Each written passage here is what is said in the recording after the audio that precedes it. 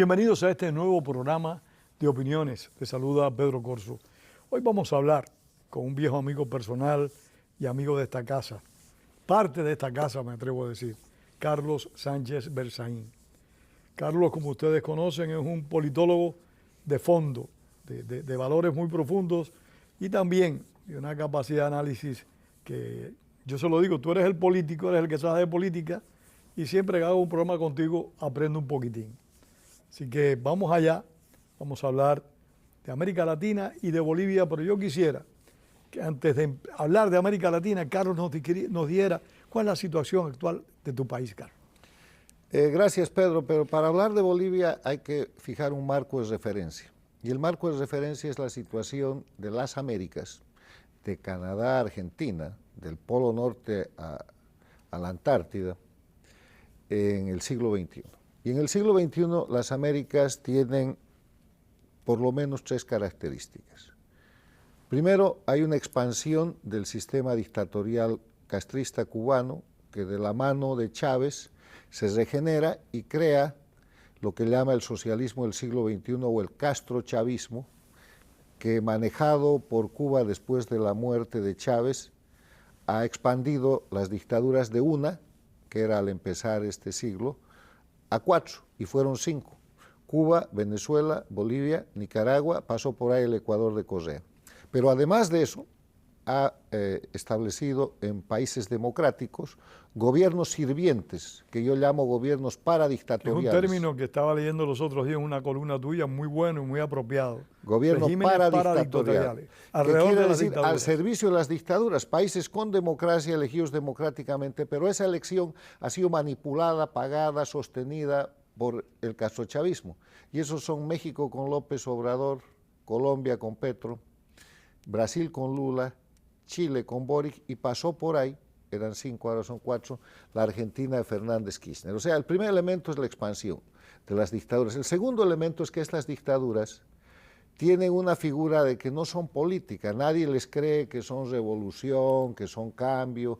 La revolución cubana es un cuento, la revolución bolivariana mentira, el proceso de Bolivia falso, la revolución sandinista está repudiada, son crimen organizado. O sea, son crimen organizado porque cometen a diario crímenes, delitos, para sostenerse, para detentar el poder mediante la figura de terrorismo de Estado, que quiere decir crímenes desde el poder para generar miedo en la población y con ese miedo producir conductas que de otra forma no fueran posibles. Y lo tercero es que se sostienen en base al narcotráfico y al crimen, son narcoestados. Cuba, Venezuela, Bolivia, Nicaragua hoy día son narcoestados, y narcoestado se define como aquel país en el que miembros del gobierno, utilizando sus potestades gubernamentales, participan en una etapa del crimen del narcotráfico. Y en Bolivia, productores de coca, productores de cocaína, lo que llaman el partido más importante, que es el Movimiento al Socialista, que es una sigla comprada, simplemente el grupo de cocaleros y productores de cocaína de Evo Morales. Cuba despacha cocaína desde el puerto del Mariel, que ha sido interceptada varias veces en Panamá, y de cómo tiene cocaína Cuba, porque es un estanco, reproduciendo lo que era antes. Cuba es el primer narcoestado de las Américas. Lo hizo ya en la década de los 70-80 con el famoso escándalo de la alianza de Fidel Castro con Escobar Gaviria, el colombiano, y con Suárez Gómez, el boliviano. Nicaragua lava todo eso, y Venezuela, el cartel de los soles, es el que gobierna. Hay un mandamiento de captura internacional respecto a Nicolás Maduro, por el cartel de los soles, con $15 millones de captura. Entonces, esta es la América. La América de hoy día tiene más dictaduras castrochavistas. Esas dictaduras son crimen organizado y están fundadas en el narcotráfico. En ese escenario, en el otro lado están las democracias permanentemente amenazadas, lo que termina de configurar el marco de referencia. La confrontación en este siglo en las Américas es dictaduras de crimen organizado contra la libertad y la democracia.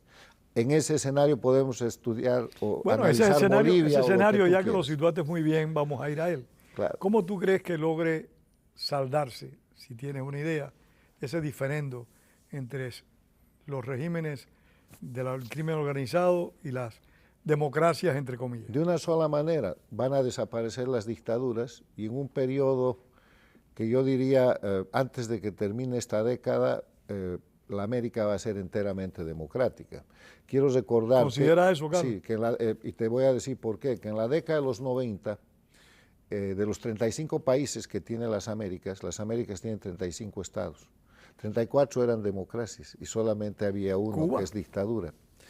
Hoy día, en una situación que es de confrontación, porque además estas dictaduras de crimen organizado, del socialismo del siglo XXI o castrochavismo, tienen el apoyo transnacional de las dictaduras de ultramar, la dictadura nacionalista de Cuba, la dictadura teocrática de Irán, la dictadura comunista de China y la dictadura familiar de Corea del Norte. O sea, todas las dictaduras los apoyan. No dejemos a Vladimir Putin fuera. Esa es Rusia, pues empezar la dictadura nacionalista de Rusia. Discúlpame. Bueno, entonces, en ese contexto, antes de que termine esta década, las dictaduras han de haber sido derrotadas, y te digo por qué.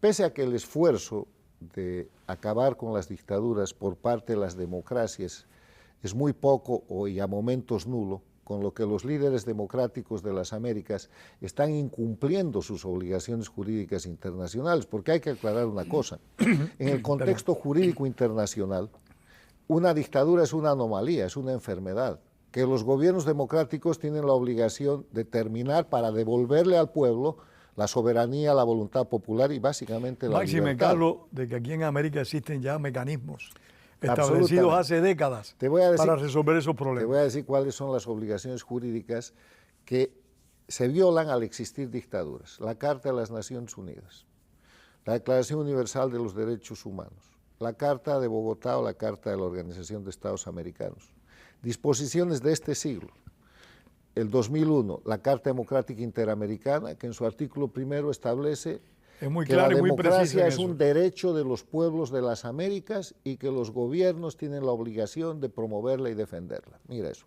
Además de eso, se viola el TIAR, Tratado Interamericano de Asistencia Recíproca. Se viola el Estatuto de Roma o el establecimiento de lo que es el juzgamiento de crímenes de lesa humanidad. Se viola un tratado del año 2000, que es la Convención de Palermo o la Convención de las Naciones Unidas contra la Delincuencia Organizada Transnacional, donde todo lo que hacen estos regímenes, los Castro Díaz-Canel en Cuba, los Maduro, Diosdado Cabello en Venezuela, los Evo Morales en Bolivia y Ortega en Nicaragua, Arce Catacora y los otros, son crímenes y deberían estar sometidos a tribunales. Entonces, ¿por qué se van a acabar las dictaduras? Porque ya se están acabando. 4 razones que puedes constatar ahora. Yo no te voy a decir nada que la gente no pueda verificar. Primero, no tienen pueblo. El repudio popular en Cuba supera el 90%. La favorabilidad de Maduro para la próxima elección es 8%, o sea, los repudian 92% de los venezolanos con datos de encuesta. El repudio popular en Bolivia supera el 80%. El repudio popular en Nicaragua supera el 85%. O sea, ¿con qué pueblo? Con violencia, con terrorismo de estados como se sostienen. No puedes sostenerte. Primero, no hay pueblo. Segundo, no tienen narrativa. Empecé diciendo, ¿quién cree en la revolución cubana? Nadie. Ya no tienen cuento que hacer. Ok. En la revolución bolivariana de Venezuela, nadie. Eso es crimen. ¿Quién en el proceso de cambio en Bolivia? Mentira, es narcoestado. ¿Y quién cree en la revolución sandinista? Los ven como un grupo de criminales. O sea, no hay pueblo, no hay narrativa. Gravísimo. Tercero, están en la miseria, no hay economía. El pueblo cubano está en una situación de hambre extremo, donde solamente come la gente del régimen o la gente que recibe ayuda del exterior. Tú vas a ver las fotos de las manifestaciones y las imágenes en Cuba. Hay, sarcásticamente, con el respeto que merece el pueblo cubano, hoy día, como resultado de 65 años de dictadura en Cuba, hay 2 clases de cubanos que viven en la isla que tú puedes ver fisonómicamente. Los gordos y panzones, que son parte del gobierno, y los raquíticos, que son el pueblo que está muriendo de hambre. Es una triste realidad. Bueno, en Venezuela lo mismo. En Bolivia han llevado a la pérdida del gas, en Venezuela han terminado con el petróleo, en Cuba con el azúcar. El gobierno de Nicaragua, el régimen de Nicaragua está acabando la economía. No tienen pueblo, no tienen narrativa, no tienen economía y lo peor, no tienen opciones. ¿quién va a ser el nuevo Chávez que regale Venezuela para que en 20 años Cuba la liquide? Y en vez de que Cuba suba al nivel de Venezuela, que era el país latinoamericano más rico, los dos se destruyen. No hay esa respuesta. No va a ser Rusia, no va a ser China, no va a ser Irán, que los están utilizando como plataformas a cambio de paliativos. Rusia le manda una planta de luz flotante para que Cuba encienda unos cuantos focos. En Bolivia han instalado una plataforma terrorista. Se están llevando de Bolivia entre China, Rusia e Irán el litio y el uranio, tratando de instalar una planta nuclear en un país que no necesita. Nicaragua es la plataforma del terrorismo para esa parte de la región. Venezuela es una amenaza armada por cuenta de estos y está entregando su oro, su petróleo y todo lo que tiene. O sea, esas dictaduras que te ayudan con paliativos, China, Rusia, Irán, Corea del Norte, son extractivas, porque tienen el mismo problema, no tienen recursos, no tienen riqueza.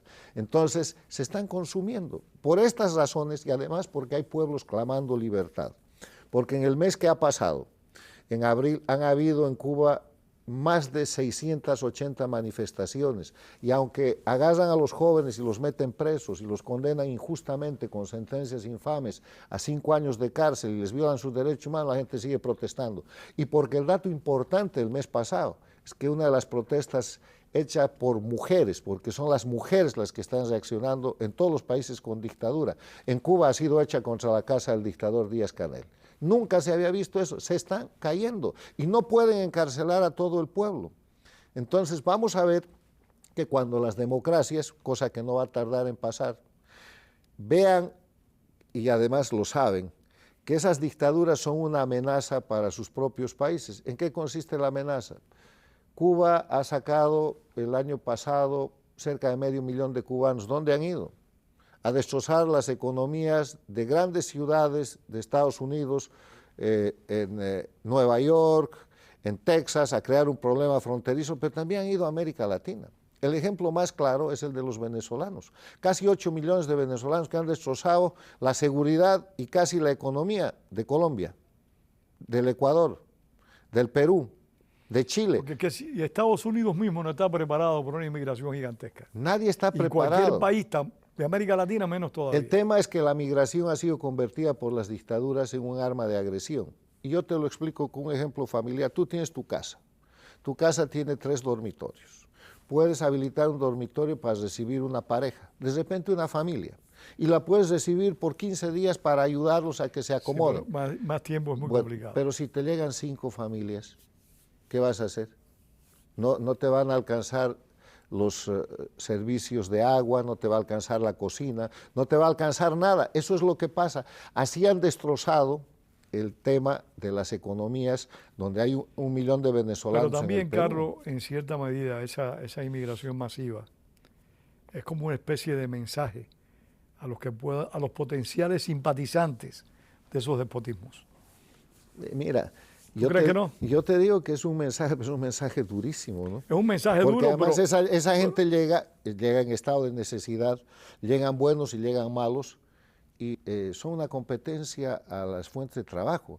Utilizan servicios de salud. No me refiero yo a no eso. tengo nada contra la migración. No, ni yo tampoco, yo soy inmigrante. Yo tampoco. Pero el tema es que tienes que establecer un equilibrio entre la migración manipulada, porque Venezuela al intento está expulsando venezolanos. Lo mismo está haciendo Nicaragua, lo mismo está haciendo Cuba. Yo recuerdo que el gobierno de Estados Unidos tenía ante una divisa que nosotros teníamos que decir en Radio Martí, donde tú bien sabes que trabajé muchos años. Teníamos que decirlo después de cada noticia, era una especie de coletilla, como se decía en Cuba.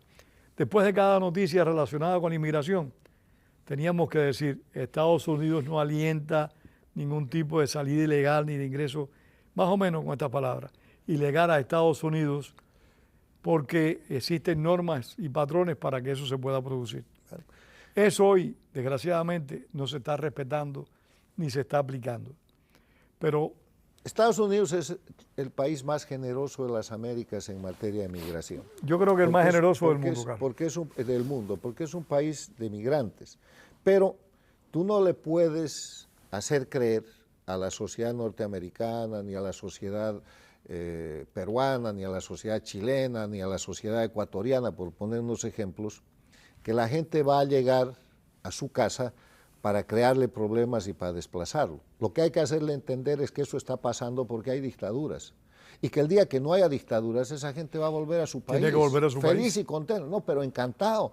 A la gente no le gusta vivir fuera de su patria. Yo quisiera regresar a Cuba mañana. La gente quiere volver si no a su hubiera patria, castrismo. pero para regresar tiene que haber libertad. Entonces, el trabajo que hay que hacer en las Américas para evitar los narcoestados, para frenar la migración forzada como instrumento de agresión, para evitar el terrorismo, es devolver la democracia a los países que hoy día están sometidos a dictadura, porque de eso se trata, atacar la causa y no el síntoma. Cuando tú estás controlando la frontera de un país, o estás haciendo lo de Chile o del Perú, para no hablar de Estados Unidos, de tratar de sacar a los migrantes venezolanos o cubanos, estás atendiendo el síntoma. Pero si tú miras a Cuba y dices, aquí vamos a ayudar a que haya libertad, a que se respeten los derechos humanos y que se acabe la dictadura, cumpliendo toda esa larga lista de leyes internacionales que te he dado y además el derecho interno de cada país, entonces estás atendiendo la causa y eso es lo razonable, porque cuando tú vas al médico, el médico que te da calmantes es un médico que te va a matar.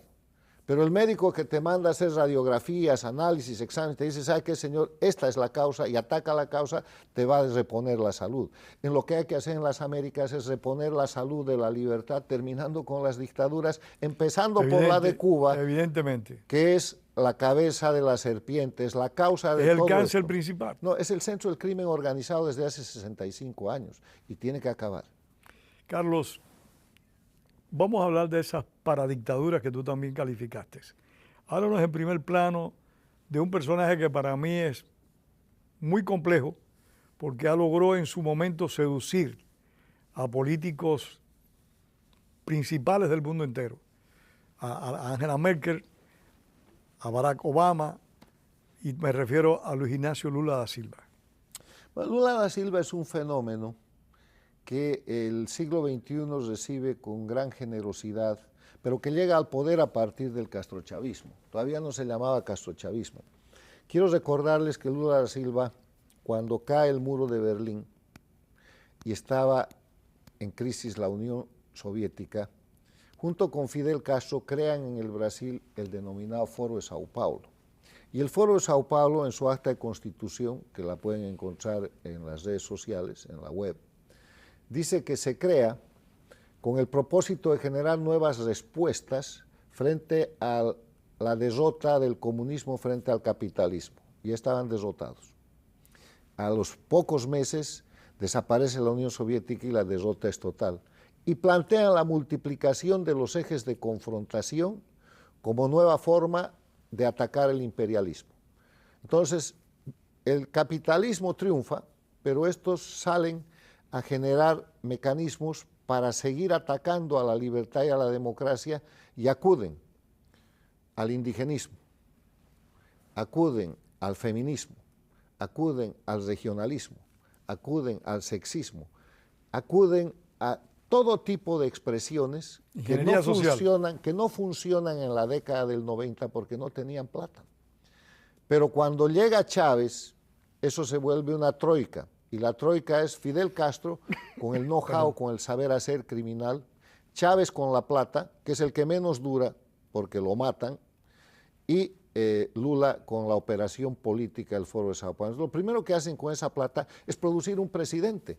El primer presidente del socialismo del siglo XXI, en el siglo XXI, es Lula da Silva en el Brasil. Y Lula da Silva es uno de los que financia y soporta el derrocamiento de gobiernos en América Latina con su pantalla de democracia. Él es un actor principal en el derrocamiento del presidente Sánchez Lozada del año 2003 en Bolivia. Él es un actor principal en la desestabilización de la Argentina cuando tiene que renunciar de la Rúa.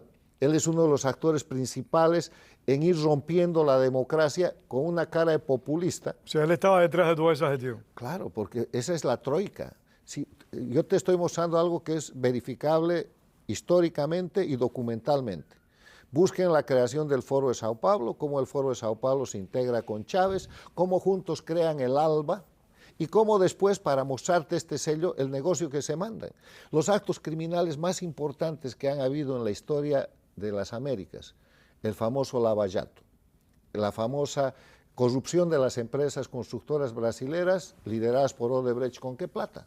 Con la plata federal del Estado brasilero, manejado por Lula da Silva, que lo que hace es, asociado con Fidel Castro y con Chávez, darles obras con empresas brasileras, pero bajo señalamiento de Chávez o Castro, para que estas empresas, que son 17 en total, lideradas por Odebrecht, construyan en América Latina con dinero brasilero, que era el Estado brasilero el que pagaba. Si la plata de la corrupción de Odebrecht es toda brasilera.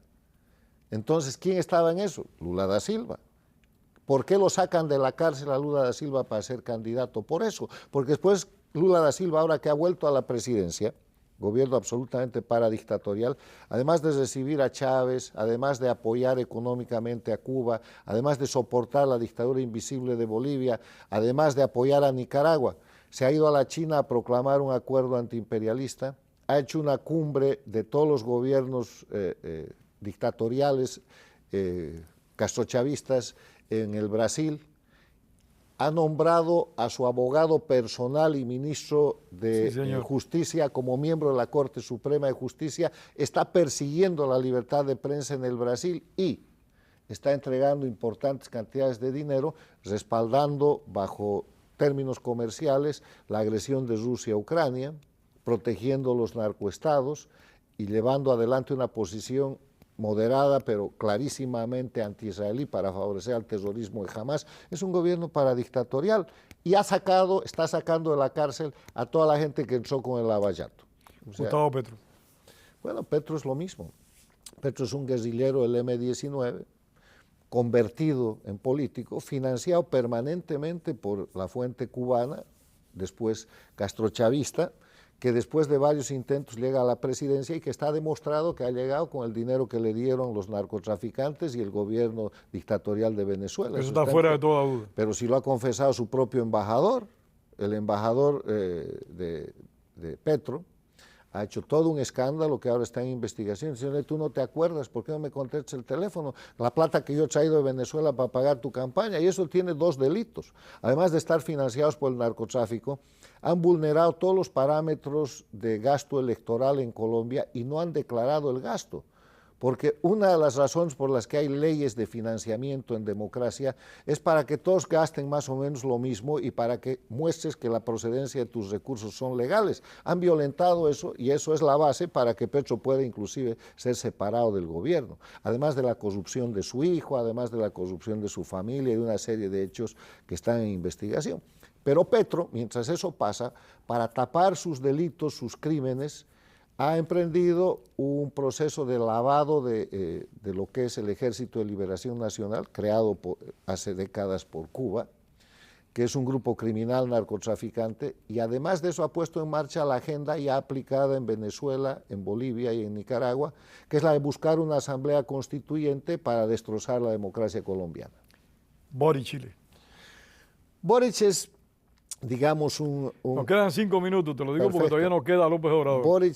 Boric es un presidente que nace como resultado de la extorsión violenta que produce el castrochavismo en Chile el año 2019 a partir del incendio del metro de Chile y que fuerzan al presidente de entonces, Piñera, a llevar adelante una constituyente.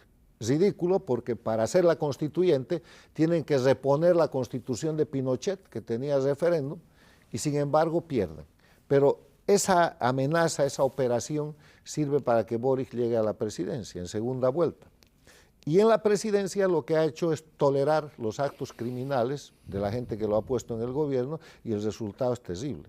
El resultado es una situación de inseguridad en la cual la dictadura de Venezuela ha penetrado la soberanía chilena y ha asesinado a un teniente venezolano que estaba refugiado y que tenía que ser protegido por Chile. Está muerto, hay las fotos de su secuestro y todo, y la investigación está bloqueada, porque claro, ¿cómo va a investigar bien Chile de manos de Boric a la gente que lo ayudó a llegar al gobierno, que Misión es finalmente imposible. el caso? Y últimamente han matado 3 carabineros con el cuento mapuche, pero esa es una operación que se anima a hacer eso contra una institución tan importante y tan parte de la estructura democrática de Chile como es Carabineros de Chile, porque saben que están cubiertos por que tienen gente en el gobierno. Y el gobierno ha reaccionado, a mí me parece, de una manera ridícula. Han dicho que van a hacer una querella criminal contra los atacantes a los carabineros de Chile. Los gobiernos no hacen querellas criminales, investigan, operan, hacen cumplir la ley encarcelan y punto. y llevan a tribunales y sancionan a los criminales. O sea, una querella es un papel, eso es una burla. Pero bueno, así está Chile. López Obrador, el inefable López Obrador. Que ya se va. López Obrador es un gobierno paradictatorial vergonzoso para México porque primero ha cambiado toda la política exterior de México. Ha roto la doctrina Estrada, que es una doctrina mexicana, ha roto todos los principios de imparcialidad que tenía México y se ha convertido en un sirviente de Cuba, a la que, además de condecorar a Díaz-Canel y de recibir con alfombra roja a Maduro y de proteger a Evo Morales mandándole un avión militar para sacarlo cuando renunció después de hacer fraude, en vez de dejar que se lo procese y se lo encarcele en Bolivia, a Cuba le compra piedras, a Cuba le contrata médicos esclavos y personal esclavo, o sea, es parte de la comisión de crímenes. Y además respalda el tema de los narcoestados con su famosa frase abrazos y no balazos. No hay que olvidar que López Obrador es el que ordena que liberen al hijo del Chapo Guzmán, que había sido preso por las fuerzas de seguridad en cumplimiento de la ley, que es el que se acerca a la madre del Chapo Guzmán y la saluda delante de toda la prensa y pronuncia esta famosa consigna de abrazos y no balazos, que ha ayudado a que varios estados de la nación mexicana sean hoy día narcoestados. Yo no creo que México en su conjunto, el Estado federal, sea hoy día un narcoestado, pero hay 4, 5 o más estados que ya son narcoestados, que además están operando una cosa extraordinaria en contra de Estados Unidos y las Américas. Están multiplicando el efecto devastador de la cocaína con el fentanilo. El fentanilo es un producto chino que está siendo fabricado en México. Ese es un tema que tenemos que abordar en su momento, tú que estás al tanto del mismo. Gracias, Carlos. Encantado. Gracias a Carlos Sánchez Berzaín por haber estado en el programa. Encantado. Gracias a ustedes por haber compartido con nosotros su tiempo y tengamos siempre presente lo que afirmaba el apóstol José Martí. La palabra es para decir la verdad y no para encubrirla. Hasta el próximo domingo. Gracias.